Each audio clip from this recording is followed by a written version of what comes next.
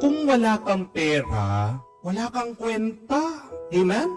Isang masakit na katotohanan, isang mahirap na karanasan natin palagi dito sa mundo, na kapag wala kang pera, hindi ka man nakikita. Amen? Kapag wala kang pera, binabaliwala ka. Subukan niyo man po, sabihin niyo sa pamilya niyo, wala kang pera. Di ba? Kaiinisan ka. Di ba? Pagdadabugan ka. Di ba? Unti-unti, lalayo sila sa iyo. Makikita mo kung sino talaga yung tunay na nagmamahal sa iyo. Pag wala kang pera, kung sining mananatili, kung sining tatanggap sa iyo, yun yung totoo, tapat, at tunay na nagmamahal sa iyo. Amen? Pero katotohanan, na pag wala tayong pera, iniiwasan tayo ng mismong pamilya at kamag-anak natin. Amen? Sabihin mo sa mga kaibigan mo, wala kang pera, anong gagawin nila? Makikita mo din ang tunay mong kaibigan. Sigurado, unti-unti iiwasan ka. Iba pag mayaman ka. Amen? Iba pag may pera ka. At sa mundong ito, ang may halaga ay yung mapera. Amen?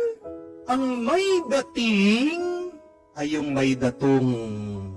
Halimbawa na lang po, sa hospital, sino ba yung mga inuuna nila? Kung hindi yung mga nakakapagbayad, yung mga may pera. Amen?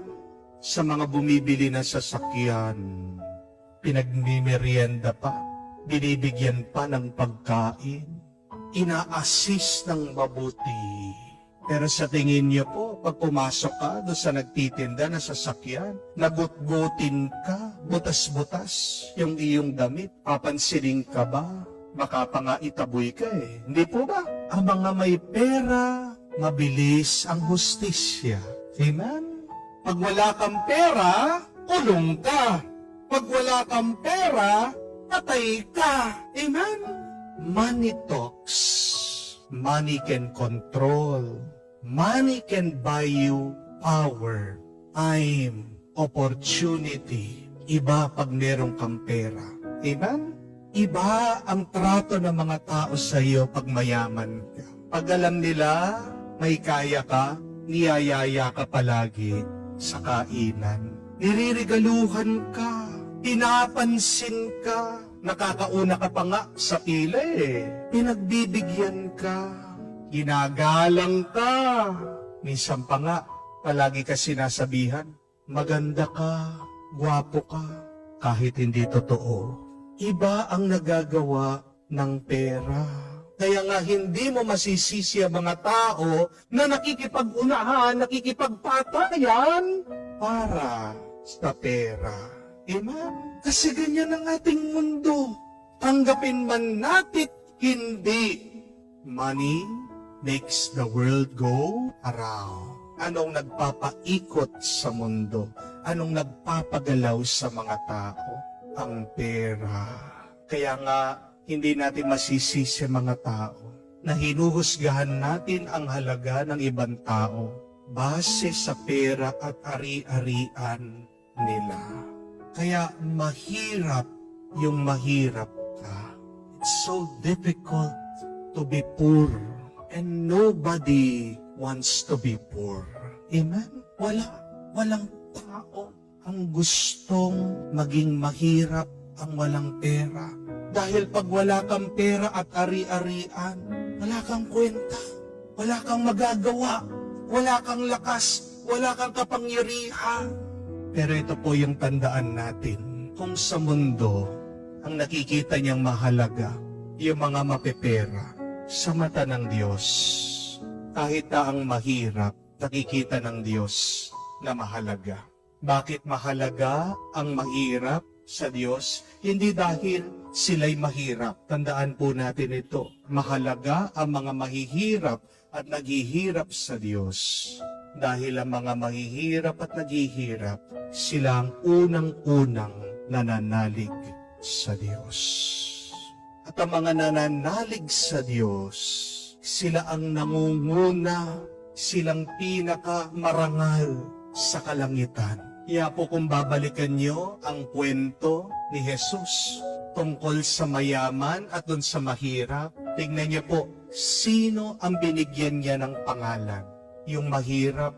Yung pangalan ay isang tanda ng halaga. Yung mayaman, walang pangalan sa kwento ni Jesus. Walang halaga yung mayaman sa mata ng Diyos. Bakit? Kasi nagpakasarap lang siya. Kasi nanalig lang siya sa kanyang ari-arian. Hindi niya alam o nakalimutan niya na yung kanyang kayamanan, hindi siya maliligtas nito. Nakalimutan niya na walang kapangyarihan ang kanyang pera at kayamanan para iligtas ang kanyang kaluluwa. Pero itong si Lazaro, yung mahirap, bakit naging napakalapit niya sa Diyos pagkatapos siya namatay? Dahil dun sa kanyang paghihirap, dun sa kanyang uhaw, dun sa kanyang gutom, dun sa kanyang sakit, araw-gabi, wala siyang ibang pinaniniwalaan, wala siyang ibang pinananaligan kung hindi ang Diyos. Hindi ko po sinasabi na kamuhian natin ang pera. Dahil ang kayamanan, grasya yan sa Diyos. Ayaw din naman ng Diyos na makita tayong naghihirap eh. Amen?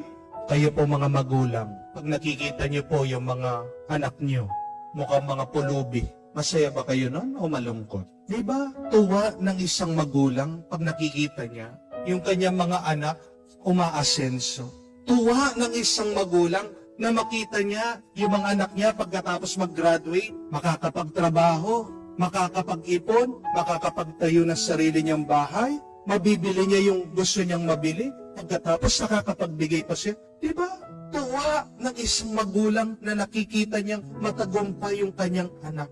At natutuwa ang Diyos pag nakikita niya, tayong mga anak niya ay yumayaman, umaasenso at umuunlad. Tandaan niyo po yan. Pero may higit pa na ninanais ang Diyos.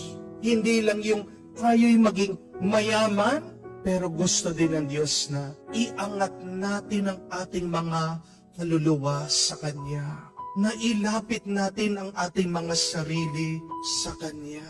Hinihintay din ng Diyos na maging kamuka at kawangis niya tayo.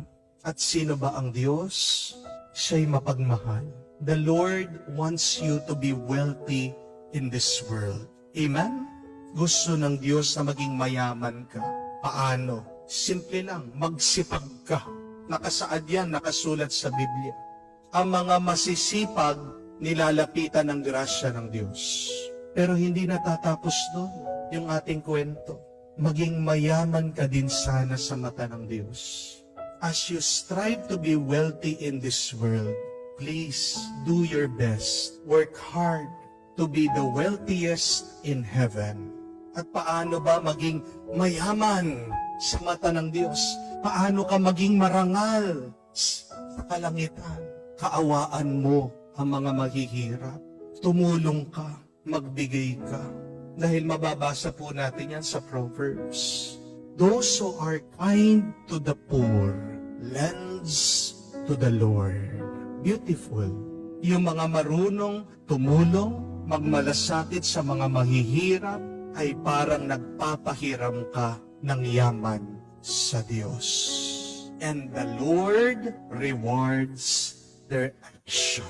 May biyaya na pinagkakaloob ng Diyos kung maganda ang ating loob sa ating kapwa. Ang buhay natin dito sa mundo, magsumikap ka.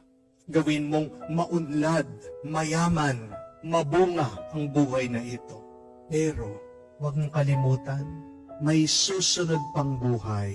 At yung mga naipon mo dito sa buhay, hindi mo madadala yan sa susunod na buhay. Kaya nga, habang nag-iipon ka ng kayamanan sa mundong ito, umpisahan mo din na mag-ipon ng kayamanan na hindi mananakaw, hindi mawawala, kayamanang nananatili sa langit.